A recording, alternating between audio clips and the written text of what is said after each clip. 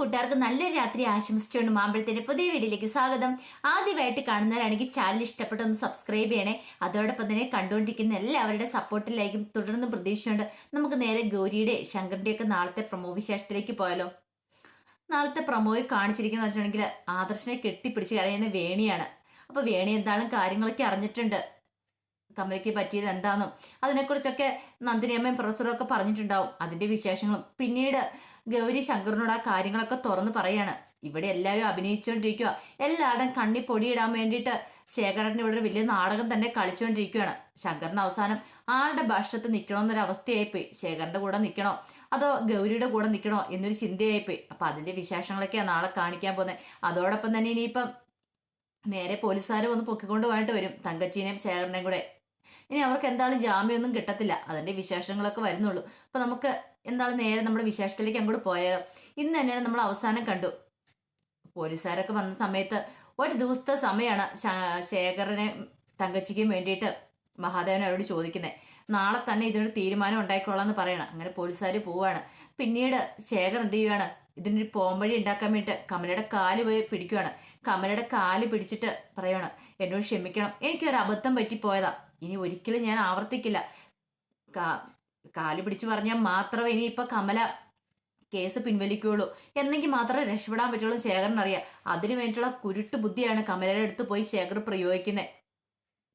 ഇങ്ങനെ കാലൊക്കെ പിടിച്ച് മാപ്പ പേടിച്ചപ്പം കമലർക്ക് ഇങ്ങർക്ക് ഇനി നല്ല മാനസാന്തരം ഉണ്ടായോ പറയാൻ പറ്റില്ല. ഇനി കുഞ്ഞു മരിച്ചു പോയി കഴിഞ്ഞപ്പോഴത്തേനും എന്തെങ്കിലും തോന്നിയതാണോ എന്നറിയില്ല. പിന്നീട് ശേഖർ ഇങ്ങനെ തന്റെ കാര്യം പറയാണ്. അതെ, നീ ആ ഒരു പരാതി കൊടുത്തിട്ടുണ്ടല്ലോ, ആ പരാതി പിൻവലിക്കണം, ഇല്ലെങ്കിൽ നിന്റെ ശേഖരേട്ടൻ ഇനി അകത്തായിരിക്കും, നിനക്കറിയാലോ എന്ന് പറയാണ്. നിനക്ക് മനസ്സുണ്ടെങ്കിൽ മാത്രം നീ ആ പരാതി പിൻവലിച്ചാൽ മതി, ഇല്ലെങ്കിൽ എന്നെയും നിന്റെ അമ്മേനെയും കൂടെ ജയിലിലേക്ക് കൊണ്ടുപോയി ഇടുവോളെന്ന് പറയാം. നീ എന്താന്ന് വെച്ചാൽ തീരുമാനിക്കാൻ പറഞ്ഞിട്ട് ശേഖർ എഴുന്നേറ്റ് പോവാണ്. പക്ഷെ കമലയ്ക്ക് എന്ത് ചെയ്യണമെന്ന് അറിയത്തില്ലായിരുന്നു. അപ്പോഴാണ് ഗൗരി അങ്ങോട്ട് കടന്നു വരുന്നത്. ഗൗരിയോട് കമല കാര്യങ്ങളൊക്കെ തുറന്നു പറയണം.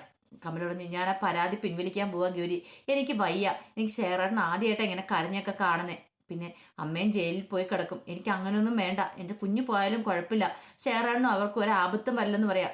ഗൗരിക്ക് സങ്കടവും ദേഷ്യം വന്നു. ഗൗരി പറഞ്ഞു, കമലയടുത്ത് ഇത്ര മാത്രം സില്ലയെ പോവരുത്, കമലയുടെ ഇച്ചിരി ബോൾഡ് ആയിക്കേ, ഇതൊക്കെ വെറും അവരുടെ ഒരു അഭിനയം മാത്രമല്ലേ, കാര്യം കാണാൻ വേണ്ടി മാത്രമുള്ള അഭിനയവാ. ഇപ്പൊ ശേഖരേട്ടൻ എങ്ങനെ ഈ കേസിൽ നിന്ന് തല ഉയരണം, അതിന് വേണ്ടിയിട്ടാ കമലടുത്ത് ഇവിടെ തോറ്റു കൊടുത്തിട്ടുണ്ടെങ്കിൽ ഇനി കമലടുത്ത് ആജീവനാന്ത കാലം മുഴുവൻ അയാളുടെ മുന്നിൽ അടിമയെപ്പോലെ കഴിയേണ്ടി വരും, അറിയാലോ. ഇനിയും കമലടുത്തേക്ക് കുഞ്ഞിനെ നഷ്ടപ്പെടും. ഒരിക്കലും ജീവിതത്തിൽ കമലടുത്തേക്ക് ഒരു അമ്മയായി ഒരു കുഞ്ഞിനെ പ്രസവിക്കാനുള്ള യോഗം ഉണ്ടാവില്ല ഇങ്ങനെയാണെങ്കിൽ. ഈ സമയത്ത് കമലടുത്ത് തന്നെ തീരുമാനിക്കണം എന്ത് ചെയ്യണം എന്നുള്ളത്. ഇനിയിപ്പോൾ ഞാനായിട്ടൊന്നും പറയുന്നില്ല, കമലടുത്തിന്റെ സ്വന്തം തീരുമാനമാണ്. എനിക്ക് പറയാനുള്ളതെല്ലാം ഞാൻ പറഞ്ഞു പറയണം.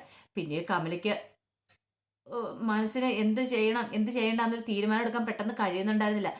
പരമാവധി ഗൗരിയെ കൊണ്ട് പറ്റുന്ന പോലെ തന്നെ ഒന്ന് ബോൾഡാക്കി വിടുന്നുണ്ട്.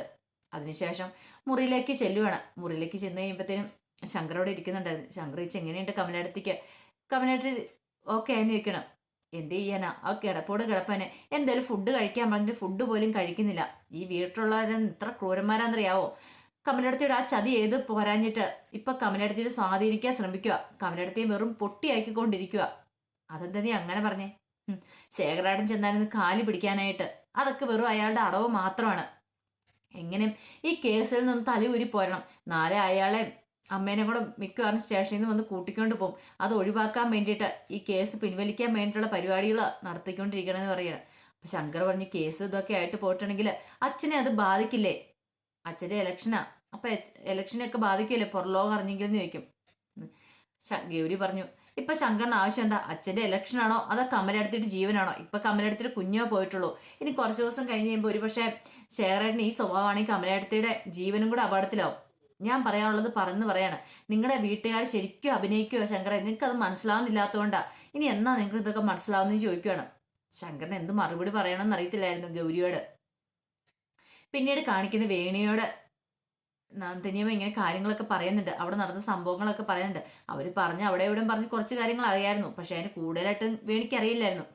പിന്നീട് മുറിയിലേക്ക് വന്നപ്പോൾ ആദർശാണ് പറയുന്നത്, ഇങ്ങനെ അവിടെ സംഭവങ്ങൾ നടന്നു, നിന്റെ അമ്മയും കൂടെ ഇതിനകത്ത് പ്രതിയാണ്, നിന്റെ അമ്മ ആ ചതി കൂടുതൽ ചെയ്തേ, ഒരിക്കലും കൂട്ടു നിൽക്കാൻ പാടില്ലാത്ത കാര്യമായിരുന്നു, പക്ഷെ നിന്റെ അമ്മയും കൂടെ കൂടിയിട്ടാ ചെയ്തേന്നൊക്കെ പറയണം. വേണിക്ക് സങ്കടവും കരച്ചിലും വന്നു. വേണി പറഞ്ഞു, എനിക്കറിയില്ല എങ്ങനെയൊക്കെ, ആദർശമായിട്ടും പറയുന്നതൊക്കെ എനിക്ക് മനസ്സിലാവുന്നുണ്ട്, പക്ഷെ ഒരു കാര്യം ഞാൻ പറയാം, എനിക്ക് എൻ്റെ അമ്മേനെ അത്രയ്ക്ക് ഇഷ്ടമാണ്, സ്വന്തം മോളല്ലേ, പെറ്റമ്മയാകുമ്പോൾ ഏത് മക്കൾക്കാണെങ്കിലും ഇഷ്ടമായിരിക്കില്ലേ. എനിക്ക് എന്ത് ചെയ്യണം എന്നറിയത്തില്ല ആദർശേട്ടാ. പക്ഷേ കമലേട്ടത്തിയുടെ കുഞ്ഞിനെ ഇല്ലാതാക്കാനായിട്ട് അതൊരിക്കലും എനിക്ക് ക്ഷമിക്കാൻ പറ്റുന്ന കാര്യമല്ല.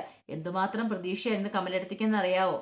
ആ കുഞ്ഞ് ആ കുഞ്ഞിനെ ഒന്ന് കൊഞ്ചിക്കണം എന്നുള്ള എല്ലാ പ്രതീക്ഷകളും ആണല്ലോ തകർന്നു പോയത്. ഞാൻ എന്ത് ചെയ്യണം ആദർശേട്ടാ?